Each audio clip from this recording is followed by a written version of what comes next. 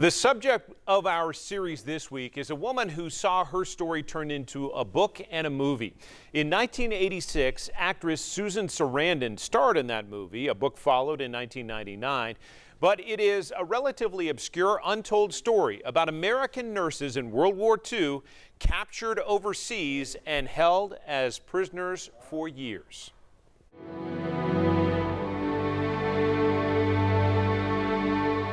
Okay, so here's the picture of my mom receiving the Bronze Star. Here is her handwritten list of all the nurses. The war story of an Army nurse spans this entire table. This was a book that was put together by the people that were in the internment camp, and they actually wrote poems and cartoons. Photos, medals, and letters all document the historic military service and surprise capture of Helen Louise Gardner Rozmus. She was orderly in all of her affairs and many times said cleanliness is next to godliness. Her daughter reads a few memories she wrote down about her mom. She was curious and observant. She was grateful. She was always grateful, and she was a positive thinker. But it was her mother's journal and her experience in World War II that laid the groundwork for a story worthy of both a book and a movie. She decided that she wanted to see the world. In 1941, Helen Louise was in her mid-20s, and after joining the nursing corps, the military shipped her to the Philippines.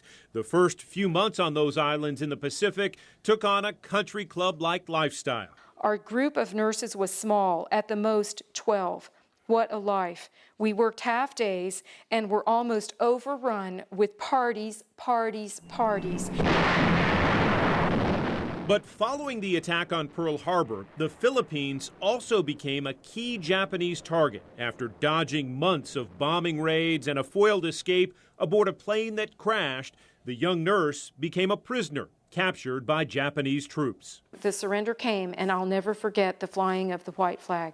89 nurses and a lot of civilian people from all over the world that had found their homes in the Philippines. They were a lot of landowners, factory owners, and their families. So there were women and children in this internment camp. Did she ever express worry that she might be killed? They were worried they might be bombed by the Americans. They were also worried that maybe at the end they would be killed by the Japanese.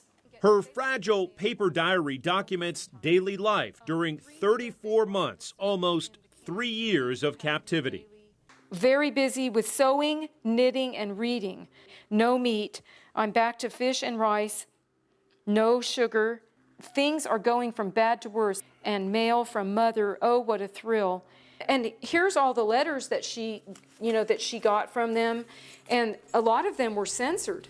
But she managed to get mail from her. She did. So her mother and father knew that she was okay, yes, in a sense, but a POW. Yes. It would be another 13 months before American forces liberated the camp. She said they burst through the gates with the tanks. They just rammed the gates open, the Americans did. And she said, and they came out of the tanks and out of the trucks, and she said they looked like giants. This was the first time she saw her mom and dad in, probably 4 years. Kathy says life as a war prisoner shaped her mother's life, but it didn't define it. And she frequently said, that's the past, and I want to live in the present. And it wasn't that she was not interested in talking about it from time to time, but she really wanted to move on.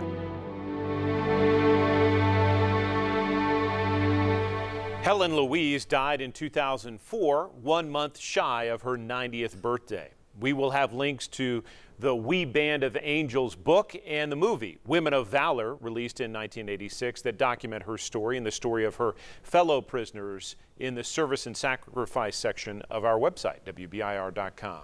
Thank you for watching 10 News.